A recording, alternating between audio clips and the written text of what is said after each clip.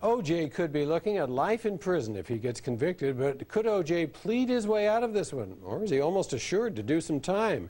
Here now for a fair and balanced debate, former federal prosecutor Bill Sullivan and defense attorney Tom Simeone. Thank you both for joining us. The first question is, the case against O.J. in this case is built by a lot of witnesses who were with him in the room, or the guys whose room they barged into, all of whom are, I'd say, kind of shady characters.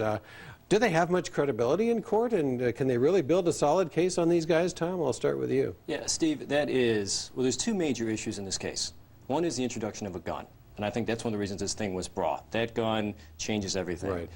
As far as the evidence against O.J., it all hinges on witnesses, and these witnesses are, I've heard it phrased, and it's a great phrase, a nightmare for the prosecutor. Really? You've got Riccio has 2 convictions. He tape records this because he says he doesn't trust Beardsley. Beardsley, a witness, he's going to be a witness. He comes out and says he already has disputed on national TV the tape recording. Fromborg is another witness. He had a heart attack. Obviously, we hope he makes it, but he's got these concerns. And he comes out and he says that O.J. called him and tried to give back some of the stuff that was not his. So all along the way, these witnesses are pointing the finger at each other, and they all have credibility issues. And Tom, Riccio is the one who made the tape recording. Could he have set O.J. up in the first place? That's a question being asked, too.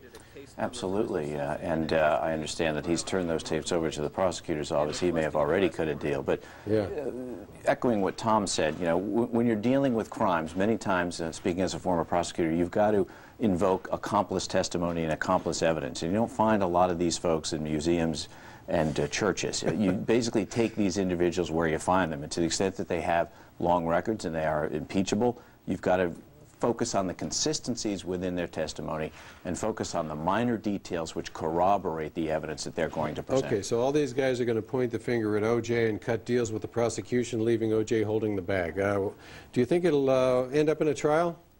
Steve, this is a case I think O.J., and your viewers may not want to hear this. I think a lot of people, obviously, O.J.'s an unsavory character.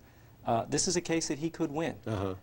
You've got robbery charges, you've got burglary, and you've got basically kidnapping. And all of them are very weak on here. O.J. did not have a gun. Someone on this audio tape actually makes a comment, Mike took it, regarding O.J.'s stuff. And O.J. says, I know Mike took it.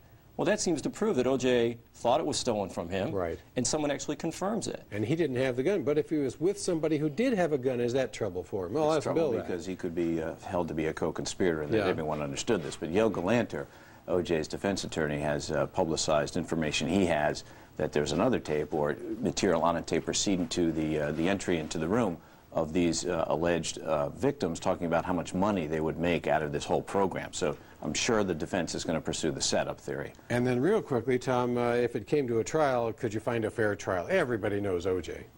A fair jury, I mean. Yeah, and I think the answer is yes. It's going to be very difficult, but if you remember, in 2001, I believe it was, O.J. went to trial in Miami. Now, it could be his hometown, but had a jury trial. He was acquitted on road rage charges. Right. And his lawyer, Mr. Galanter, in an interview said he feels confident they can get a fair trial. It's just hard to do so. A couple of words, your final word. The voir dire process is designed to ferret out individuals. Check out the jurors. The jurors say under oath. Can you just maintain the evidence in the 4 corners of the courtroom and focus on only that, aside from everything else that you may have heard about O.J.? Got to go. Bill Sullivan, Tom Simeone, thanks a lot. Thank you.